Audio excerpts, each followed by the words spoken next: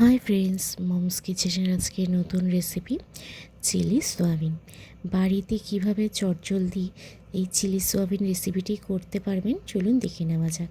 প্রথমে 250 গ্রাম সোয়াবিনকে গরম জলে নুন দিয়ে বেশ ভালো মতো সেদ্ধ করে নেব। সেদ্ধ হয়ে গেলে একটা ছাঁকনির সাহায্যে কড়া থেকে তুলে নিয়ে সমস্ত সোয়াবিনের জলগুলো নিগড়ে ফেলে দিয়ে শুকনো সোয়াবিনের মধ্যে পরিমাণ মতো নুন, 3 চামচ কর্নফ্লাওয়ার, 2 চামচ আদা রসুনের পেস্ট আর 2টো ডিম ফাটিয়ে দিয়ে দেব। 2টো ডিম ফাটিয়ে দিয়ে বেশ ভালো করে হাতের সাহায্যে সোয়াবিনগুলো মাখিয়ে নেব। ভালো করে মাখানো হয়ে গেলে একটা সাইডে সরিয়ে রেখে 10 মিনিট রেস্টে রাখবো।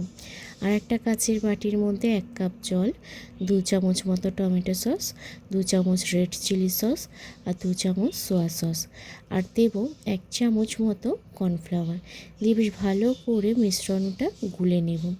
সসের মিশ্রণটা বেশ ভালো করে গুলে আলাদা সরিয়ে রাখবো। কড়াইতে পরিমাণ মতো সাদা তেল গরম করে সোয়াবিনগুলো একটু একটু করে বেশ ভেজে নেব। একসঙ্গে ভাজবো না, অল্প অল্প করে ব্যাচে ব্যাচে ভাজবো। বেশ একটা সাইড হয়ে গেলে উল্টে দিয়ে অপর সাইডটাও বেশ একটু হালকা লাল লাল করে সোয়াবিনগুলো বেশ ভালো করে ক্রিস্পি করে ভেজে তুলে রাখবো। তুলে রাখা হয়ে গেলে কড়াইতে অল্প তেলের মধ্যে রসুন কুচি, পরিমাণ মতো কিছুটা পেঁয়াজ দিয়ে দেব। পেঁয়াজটা বেশ হালকা 2 মিনিট নেড়ে চেড়ে বড় বড় করে কেটে রাখা ক্যাপসিকাম দিয়ে দেব। দিয়ে সব একসঙ্গে নেড়ে চেড়ে যে সসের ব্যাটারটা গুলে রেখেছিলাম ওইটা দিয়ে দেব। কষিয়ে নিয়ে পরিমাণ মতো নুন আর চিনি দিয়ে দেব।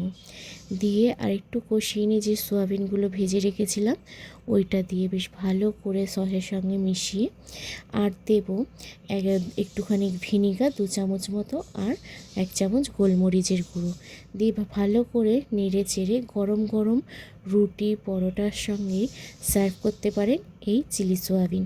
তো রেসিপিটি ভালো লাগলে চ্যানেলটিকে সাবস্ক্রাইব করতে